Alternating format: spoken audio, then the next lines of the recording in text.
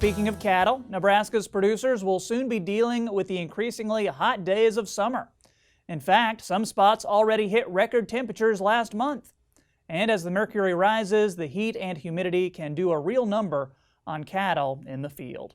Market Journal's Bill Dodd spoke with Nebraska Extension educator Erin Laborie to learn more about helping cattle cope with summer heat.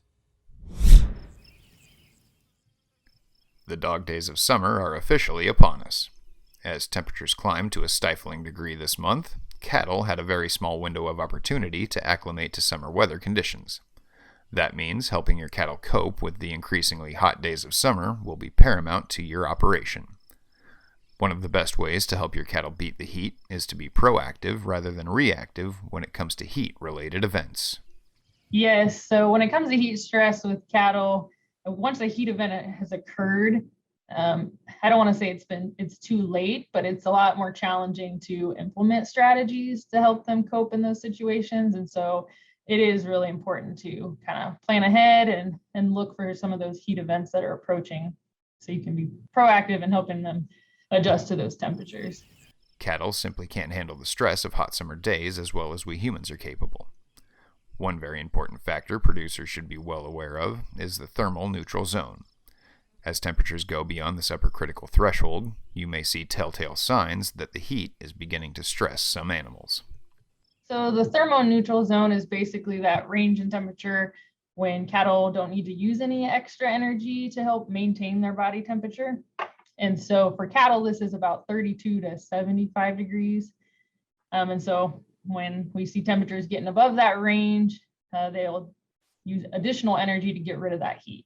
And so if you see cattle panting, or if they have increased heart rate or respiration rates, these are all signs that they're likely experiencing heat stress. Keeping your cattle healthy and comfortable during extreme heat can be a bit of a challenge, but failure to do so could have dire consequences for the animal as well as your bottom line. Beyond the more typical heat-related symptoms, you should monitor feed intake as well. Once the heat has started to impact cattle, they may tend to eat less in order to try and cope with these higher temperatures.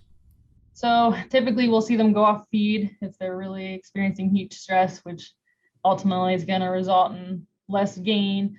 But cattle that are severely stressed, they could die. So we could lose some cattle in extreme cases. I've always heard the bigger they are, the harder they fall. And it seems the same can be said when it comes to cattle in hot summer days. The bigger they are, the hotter they get. When it comes to keeping an eye on your cattle in these temperatures, you should be particularly mindful of cattle that may be on the upper end of their body condition score, as they may be more susceptible to heat stress than their counterparts with a lower BCS. Typically, the cattle we see that probably experience the most heat stress would be our fat cattle. So the heavier they get, the harder it is for them to dissipate heat. Typically, the healthy body condition score for when we're talking for our cows, and that would be around that condition score 5. So we want to see them there in average.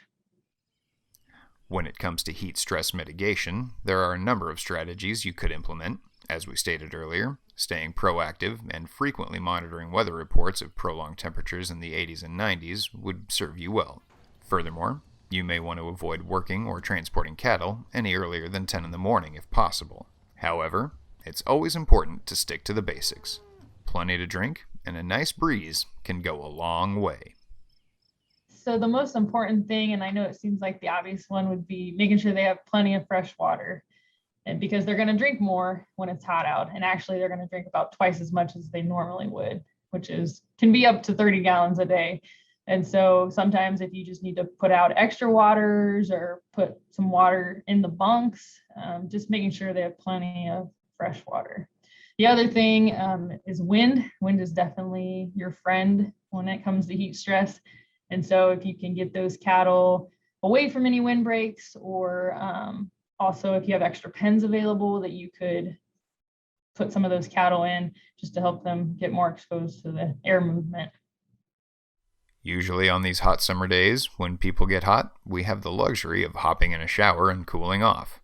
While sprinklers can be an effective tool for cooling down cattle that are burdened with these high temperatures, there are certainly a couple of considerations to keep in mind before giving your cattle a shower to cool off. Yep, so sprinklers can certainly be a good tool. You want to make sure though that it has a large droplet size, and you also want to be aware of the humidity level because if it's high humidity, the use of sprinklers is just going to make the problem worse.